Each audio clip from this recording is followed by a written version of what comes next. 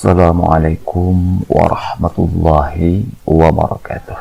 Alhamdulillah wahdah wassalatu wassalamu ala rasulillah. Allahumma salli ala nabil hashimi Muhammadin wa ala alihi wasallim taslima.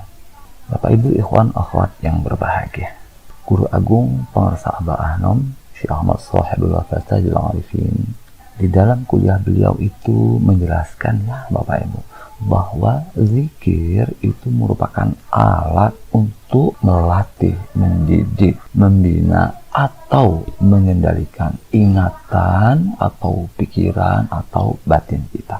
Dengan alat zikir itu, ingatan kita itu diperbesar, pikiran kita diperluas, kesadaran kita dilanggengkan, didawamkan. Dengan zikir itu diharapkan kita pun bisa menjalani kehidupan ini dengan penuh keawasan, dengan penuh perhatian, dan dengan penuh kesadaran. Kita menjalani kehidupan ini mengikuti alur sunnatullah yang telah digariskan oleh Allah. Namun tentu saja dengan penuh kesadaran, dengan kesadaran yang penuh, dengan kesadaran setiap saat. Kita mampu menyadari apapun yang kita ucapkan, apapun yang kita lakukan, dan apapun yang kita pikirkan. Refleksi dari kesadaran yang penuh atau kesadaran setiap saat itu di dalam kehidupan nyata ini ya seperti waktunya sholat, kita pun sholat dengan penuh kesadaran. Waktunya di rumah, kita pun berada di rumah dengan penuh kesadaran, dan seterusnya. Jadi perjalanan menuju Allah itu sebetulnya perjalanan yang dijalankan dengan penuh kesadaran. Seperti perjalanan kita dari Bandung ke Suryalaya. Di jalan kita lapar, ya kita makan dulu. Oh waktunya sholat, kita singgah ke masjid atau mushola lalu kita sholat. Sholatnya di qashar atau di jamak, ya kita ikuti sunnah ini. Ketika bensin mau habis, kita datang ke pom bensin. Lupa jalan, ya kita berhenti bertanya kepada orang-orang atau kita bertanya ke Google Map ya kalau di zaman sekarang, sehingga akhirnya kita pun sampai ke Suryalaya. Inilah cara hidup yang penuh dengan kesadaran, inilah cara hidup ma'rifat. Cara hidup seperti inilah yang terus-menerus dipelihara, dipertahankan oleh orang-orang yang telah sampai kepada Allah. Hanya saja kadang-kadang ya Bapak Ibu, cara kehidupan yang penuh kesadaran tadi itu, kehidupan ma'rifat yang penuh dengan ma'rifat itu tadi tidak mudah loh Bapak Ibu untuk dilakukan ya. Terlebih bagi kita yang hati kita ini masih menyimpan banyak penyakit. Ya seperti lidah ya, lidah kita sakit, kita tidak akan bisa merasakan manisnya madu. Demikian juga kalau hati kita sakit, kita tidak akan bisa menjalani kehidupan ini dengan penuh kesadaran. Kita tidak akan bisa menjalani kehidupan ini dengan ma'rifat. Kadang karena iming-iming keuntungan yang besar, pekerjaan kita yang sudah bagus dan jelas itu ya, kita tinggalkan demi pekerjaan yang belum jelas, namun dengan iming-iming keuntungan yang besar itu. Kadang kita sudah enak menjadi guru ya, tapi kita tergoda kadang-kadang ya dengan keuntungan yang besar dari perdagangan, sehingga kita berhenti menjadi guru dan beralih ke dunia perdagangan. Komitmen kita sangat rendah, batin kita mudah untuk berubah-ubah. Keyakinan kita bahwa Allah adalah Maha memberi rizki sangat rendah. Kita merasa bila dengan perdagangan itu kita akan lebih bahagia. Dengan perdagangan itu kita akan semakin sejahtera. Loh, kata siapa? Banyak loh Bapak Ibu, orang yang kelihatannya kaya tapi tidak bahagia, tapi tidak sejahtera. Coba kita dekati orang-orang kaya itu dan bertanya kepadanya, Tuan, kehidupan Tuan sangat kaya. Tentulah Tuan orang yang sangat bahagia. Coba kita bertanya kepada orang-orang kaya di sekitar kita dan katakan padanya, Tuan, betapa bahagianya kehidupan Tuan. Anda sangat kaya. Ketika Anda mengatakan ini, mungkin dia akan menangis. Maka Bapak Ibu Saudara sekalian tidak heran ya, banyak loh orang-orang kaya yang datang mengadu kepada pengusaha Bahanom. Dari kalangan artis, pejabat, ya, para pengusaha. Mereka datang ke pengusaha Bahanom. Kenapa mereka datang? Karena mereka ingin bahagia. Bapak Ibu sekalian, seringkali kita tidak bisa mengendalikan hawa nafsu. Al-hawa ya Bapak Ibu, al-hawa yang ada di dalam diri kita. Apa itu al-hawa? Yaitu keinginan yang berlebihan. Inilah al-hawa, keinginan yang tidak sesuai kemampuan dan keinginan yang tidak sesuai dengan kenyataan. Ini al-hawa. Kita terus-menerus keluar dari jalur sunatullah yang telah digariskan Allah untuk kita. Kenapa kita keluar dari jalur sunatullah itu? Karena keinginan-keinginan kita itu, keinginan-keinginan yang berlebihan tadi itu. Itulah tabiat al-hawa. Selalu tidak pernah puas, selalu serakah. Kehidupan kita akan terus-menerus hancur ya Bapak Ibu, selama kita dikendalikan oleh al-hawa, selama kita dikendalikan oleh keinginan yang berlebihan itu, keinginan yang tidak sesuai dengan kemampuan, keinginan yang tidak sesuai dengan kenyataan. Keinginan yang tidak sesuai dengan kenyataan. Sudah di rumah, tapi tidak mampu menerima kenyataan ini. Pikirannya masih di pekerjaan, masih di bisnis. Selalu diganggu oleh al-hawa yang ada di dalam dirinya. Jasadnya sudah di rumah. Ini kenyataannya. Tetapi batinnya masih belum mampu untuk menerima kenyataan ini. Akibatnya, dia tidak bisa menikmati kebersamaan bersama anak dan istrinya. Tidak bisa menikmati kebersamaan bersama keluarganya. Sudah bersama istri, tapi pikirannya masih ke mantannya. Kok nikah sama dia ya? Mantanku kan lebih cantik, lebih smart.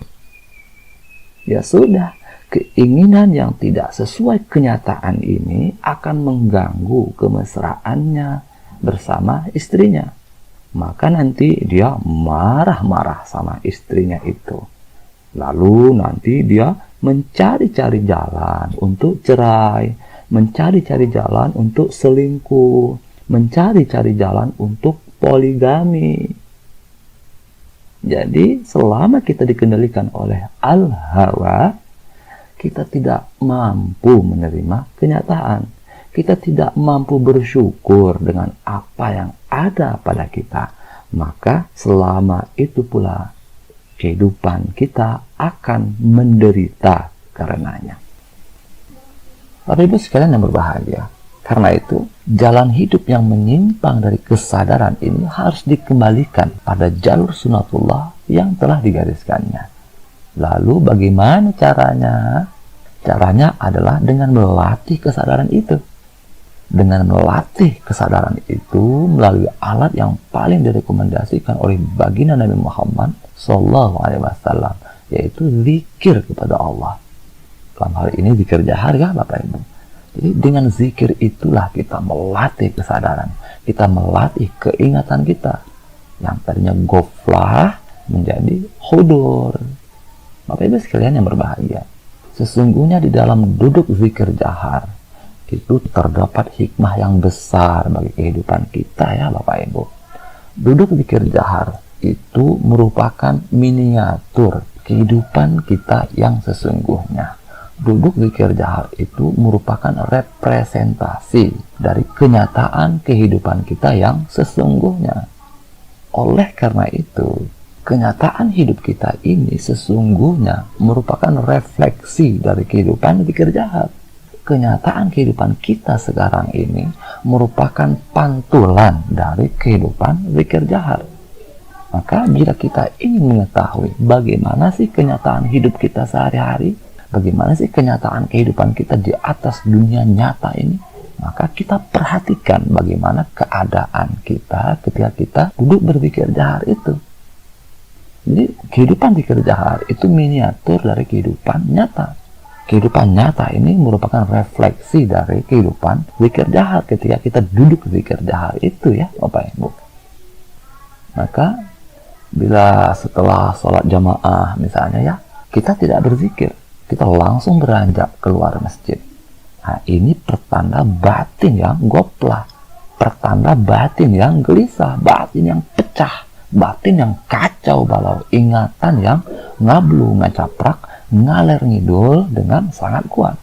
Maka dengan batin seperti itulah kita menjalani kehidupan ini. Komitmen kita sangat rendah. Kita tidak berzikir jahar sama sekali. Kita meninggalkan zikir jahar. Komitmen kita sangat rendah. Bila di dalam zikir jahar seperti itu keadaannya, maka seperti itu pula lah keadaan kita di dalam kehidupan nyata ini. Maka bila dalam sebuah perusahaan terisi oleh orang-orang yang ghaflah ini, perusahaan itu dipastikan tidak akan berkembang. Malahan bisa bangkrut. Kemudian kita duduk zikir jahar itu kita gelisah. Ini pertanda di dalam kehidupan nyata kita pun gelisah menjalani kehidupan ini. Ketika zikir jahar itu pikiran kita kemana-mana. Pikiran bawah sadar kita itu sangat goplah, ngablu, ngacaprak, ngalir ngidul. Ini pertanda di dalam kehidupan nyata pun kita seperti itu. Jadi kita bisa melihat keadaan kehidupan nyata kita itu di dalam dunia zikir jahar itu. Maka bila batin kita lebih tenang, lebih bahagia ketika zikir jahar itu pertanda di dalam kehidupan nyata pun kita lebih tenang, lebih bahagia. Jadi kita bisa melihat bagaimana kenyataan hidup kita itu di dalam duduk zikir jahar itu Bapak Ibu ya. Nah, kalau seandainya kita langsung tidak berzikir, kita malas berzikir, kalau berzikir lelah, capek, gelisah, ya sudah, itulah kehidupan nyata kita. Seperti itulah kita menjalani kehidupan nyata ini. Kita menjalani kehidupan nyata ini dengan batin yang goplah, dengan batin yang gelisah. Bapak Ibu sekalian yang berbahagia, maka zikir itu merupakan alat untuk membina atau melatih batin kita yang bodoh ini. Batin yang bodoh ini harus dibina. Batin yang susah dikendalikan ini harus dilatih. Batin yang terus-menerus goplah, ngablu, ngacaprak, ngalir ngidul itu harus dipaksa untuk hudur, harus dipaksa untuk menyadari kekinian. Bagaimana caranya? Caranya pertama sekali kita harus paksakan untuk duduk ya Bapak Ibu. Duduk saja dulu setelah sholat jamaah itu. Kalau ada godaan sangat kuat menggoda-goda kita untuk beranjak, berdiri, lalu meninggalkan zikir jahar, jangan diperdulikan, jangan diperhatikan, paksakan duduk.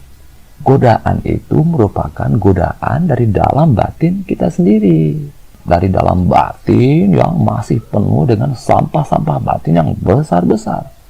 Maka kita susah untuk duduk saja, kita sudah sangat susah. Maka kita harus paksakan, kita harus tetap bertahan untuk duduk saja dulu ya Bapak Ibu. Ini merupakan cara awal untuk mengendalikan batin yang liar itu.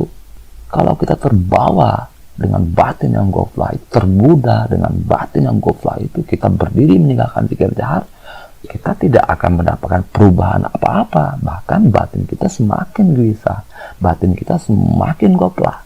Jadi badan ini kita paksakan dulu untuk duduk. Kita kuasai badan kita, kita pantek, kita paku badan kita itu, supaya tidak terbawa oleh godaan-godaan jahat dari pikiran-pikiran bawah sadar. Jadi seperti kita ingin memindahkan sarang lebah ya Bapak Ibu. Kita ingin menjinakkan koloni lebah dan memindahkan sarang lebah. Bagaimana caranya? Caranya kita harus pantek ratunya, kita harus kuasai ratunya, kita harus penjara ratunya. Ketika ratu sudah dikuasai, ketika ratu sudah dipenjara, maka sarang lebah itu bisa kita pindahkan sekehendak kita.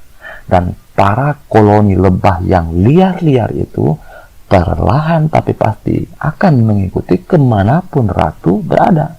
Demikianlah kita menjinakkan pikiran kita yang goplah itu, ingatan kita yang ngablu ngacaprak, ngaler ngidul itu. Pertama sekali yang harus kita taklukkan adalah badan kita. Badan ini bagaikan ratu bagi pikiran-pikiran. Ketika badan telah kita pantek di masjid, dipaku, dipenjara di atas sejadah, maka perlahan tapi pasti nanti pikiran-pikiran yang liar, yang ngablu ngacaprak, ngalir ngidul itu, yang kemana-mana tadi itu menjadi semakin jinak. Sehingga akhirnya kalau kita terus-menerus berlatih, maka akhirnya pikiran-pikiran kita itu mampu menyadari kenyataan jasad yang sedang di masjid, yang sedang di atas sejadah. Badan di masjid, batin pun di masjid. Badan di atas sejadah, ruh pun di atas sejadah. Sehingga terjadi kesatuan jasad, ruh, dan rasa. Senapas seiris apa yang ada di badan kita dengan apa yang ada di dalam batin kita. Maka formula dasarnya itu adalah selama badan kasar itu masih susah dikendalikan, batin halus akan lebih susah untuk dikendalikan. Ini formula dasarnya.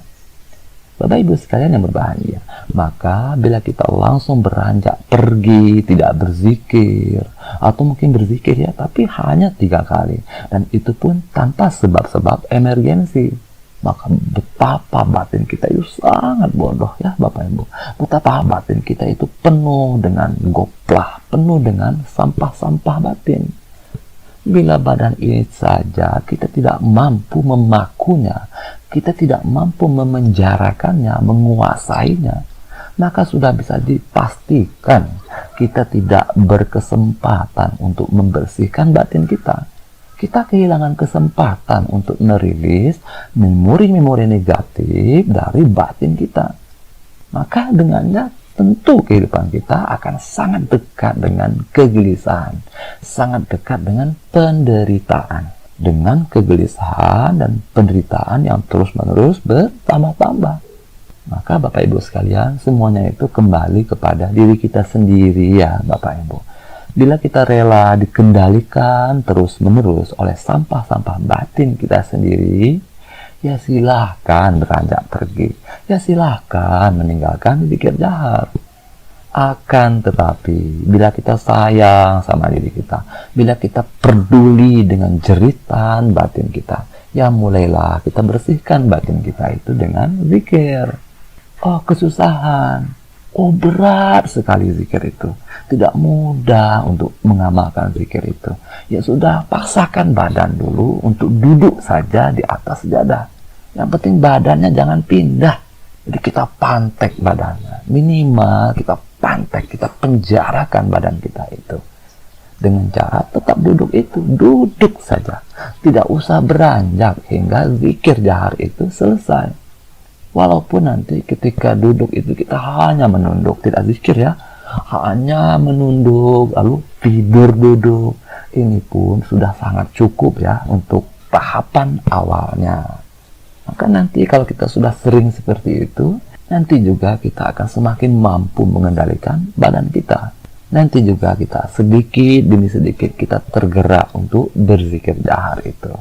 Maka kesempatan untuk membersihkan batin itu pun semakin terbuka lebar karenanya ya Bapak Ibu. Bapak Ibu sekalian yang berbahagia, dengan terus-menerus kita berzikir jahar, dengan terus-menerus kita membuang sampah-sampah batin kita, maka kita lebih mudah untuk merasakan zikir jahar. Kita akan mampu menyadari zikir jahar. Ketika kita mampu menyadari zikir jahar, ketika kita mampu merasakan zikir jahar itu, maka di dalam kehidupan nyata ini, kita pun akan mampu menyadari kehidupan ini. Kita akan mampu merasakan dan menikmati kehidupan ini.